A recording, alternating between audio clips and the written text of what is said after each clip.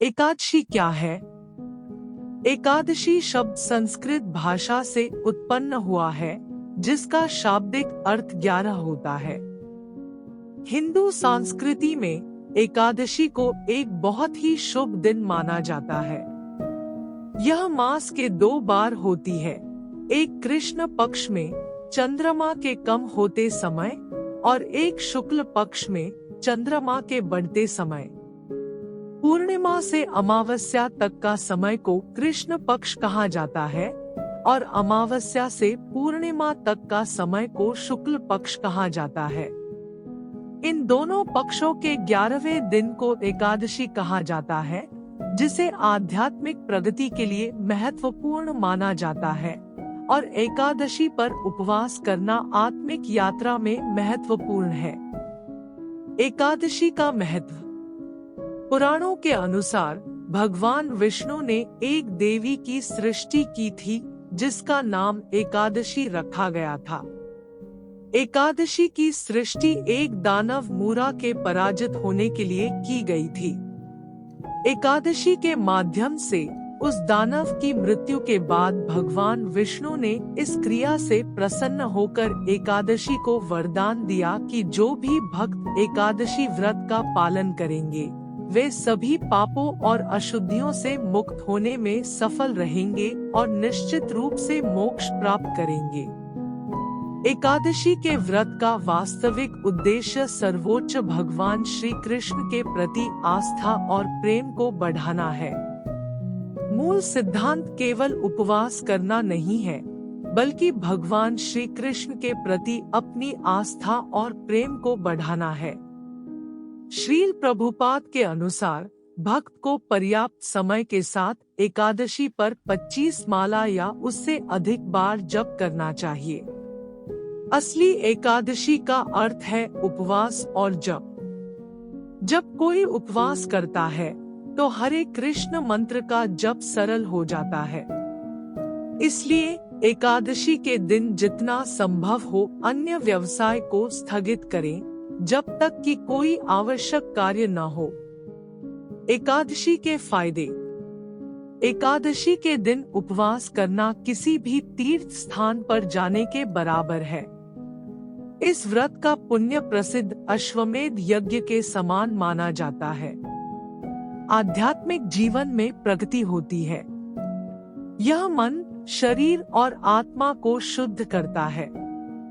इंद्रियों पर अधिक नियंत्रण और धैर्य प्राप्त होता है। आत्मानुशासन और आत्मनियंत्रण प्राप्त होता है। शरीर के विषाक्त पदार्थों से मुक्ति मिलती है। शरीर हल्का एवं ऊर्जावान महसूस करता है।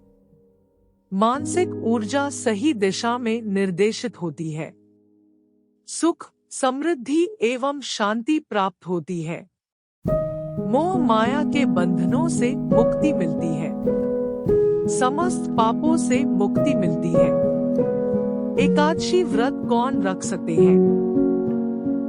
एकादशी व्रत का पालन किसी भी आयु के व्यक्ति कर सकते हैं, जैसे ब्रह्मचारी, गृहस्थ, वानप्रस्थ, सन्यासी, विधवा, विधुर आदि।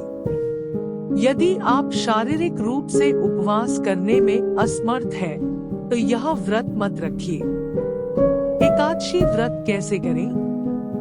एकादशी के दिन ब्रह्म मुहूर्त में उठकर स्नान करना चाहिए और भगवान श्री कृष्ण की पूजा अर्चना करनी चाहिए। भगवान श्री कृष्ण तथा उनके विभिन्न अवतारों की लीलाओं का स्मरण करना चाहिए।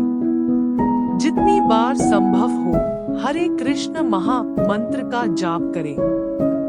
भगवद गीता और श्रीमद् भागवतम जैसे शास्त्रों को पढ़ना। भगवान विष्णु, श्री कृष्ण के मंदिर में जाना चाहिए। इस व्रत को रखने वालों को हिंसा, छल, कपट और झूठ से दूर रहना चाहिए और परोपकारी कार्यों में शामिल होना चाहिए। एकादशी व्रत में क्या खाना चाहिए? आलू, सिंघाड़े का आटा से बने व्यंजन, दूध एवं दूध से बने हुए व्यंजन, ताजे फल एवं घर में निकाला हुआ फलों का रस, राजगिरा का आटा से बने व्यंजन, सूखे मेवे, लौकी, घिया, खीरा, काली मिर्च और सेंधा नमक, शकरकंद, सब्जियां जैसे कद्दू, सीताफल, जैतून, नारियल, नारियल का तेल, जैतून का तेल, मूंगफली का तेल। एकादशी व्रत का पारण।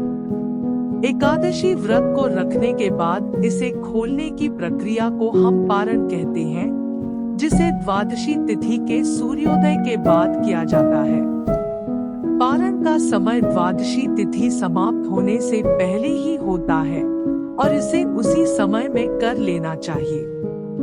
द्वादशी तिथि के भीतर पारण न करना पाप के समान माना जाता है। इसे निर्धारित करने के लिए वैष्णव कैलेंडर का उपयोग किया जा सकता है, क्योंकि एकादशी और अन्य महत्वपूर्ण त्योहारों के लिए निर्धारित तिथियां प्रत्येक संप्रदाय में पंडितों द्वारा उपयोग की जाने वाली गणना की प्रणाली से भिन्न हो सकती है। द्वादशी के दिन स्नान के बाद भगवान कृष्ण की पूजा करें और उसके बाद भोजन करें। पारण का भोजन सात्विक होना चाहिए। जिस वस्तु के त्याग से आपने एकादशी व्रत किया है, उसी वस्तु के सेवन के साथ ही व्रत खोला जाता है। उदाहरण के लिए, यदि आपने निर्जला व्रत किया है, तो पारण जल ग्रहण कर सकते हैं। यदि आपने अन्न का त्याग करके व्रत किया है, तो अन्न के सेवन से पारण किया जा सकता है। द्वादशी के दिन तुलसी को नहीं तोड़ना चाहिए। एकादशी सूची निम्नलिखित है। पौष माह में सफला एकादशी कृष्ण पक्ष, पौष पुत्रदा एकादशी शुक्ल पक्ष। माघ माह में षट्तिला एकादशी कृष्ण पक्ष, जया एकादशी शुक्ल पक्ष।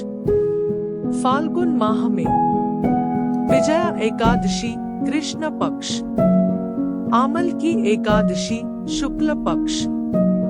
चैत्र माह में पापमोचनी एकादशी कृष्ण पक्ष, कामदा एकादशी शुक्ल पक्ष। वैशाख माह में बरूथिनी एकादशी कृष्ण पक्ष, मोहिनी एकादशी। ज्येष्ठ माह में अपरा एकादशी कृष्ण पक्ष, निर्जला एकादशी शुक्ल पक्ष। आषाढ़ माह में योगिनी एकादशी कृष्ण पक्ष, देवशयनी एकादशी शुक्ल पक्ष। सावन माह में कामिका एकादशी कृष्ण पक्ष, सावन पुत्रदा एकादशी शुक्ल पक्ष। भाद्रपद माह में अजा एकादशी कृष्ण पक्ष, परिवर्तिनी एकादशी शुक्ल पक्ष। अश्विन माह में इंदिरा एकादशी कृष्ण पक्ष, पापांकुशा एकादशी शुक्ल पक्ष। कार्तिक माह में रमा एकादशी कृष्ण पक्ष, देवोत्थनी एकादशी शुक्ल पक्ष। मार्गशीर्ष माह में उत्पन्ना एकादशी कृष्ण पक्ष, मोक्षदा एकादशी शुक्ल पक्ष।